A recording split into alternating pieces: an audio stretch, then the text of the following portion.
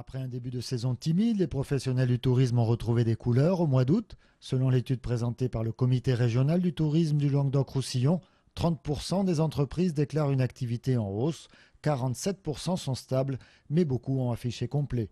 Je pense que ça sera plutôt une très belle saison et que les chiffres seront ceux de 2009, voire un petit peu au-delà.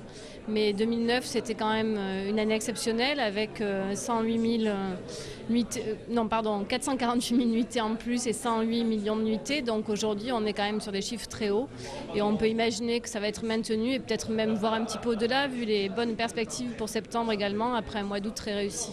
Parmi les différents modes d'hébergement, c'est cette année encore l'hôtellerie de plein air qui tire le mieux son épingle du jeu. L'hôtellerie de plein air a réalisé sa révolution culturelle qualitative depuis longtemps. Aujourd'hui, la clientèle le sait. Nous fonctionnons souvent sur des resorts, sur des forfaits, tout compris, en club, animation, avec des sites touristiques très jolis, d'où le succès actuellement. Si la progression des réservations de dernière minute et des courts séjours complique le travail des professionnels, une autre tendance s'est fait jour avec la diversification des clientèles étrangères. Nous voyons arriver de nouvelles clientèles sur lesquelles nous travaillons maintenant depuis 2 ans.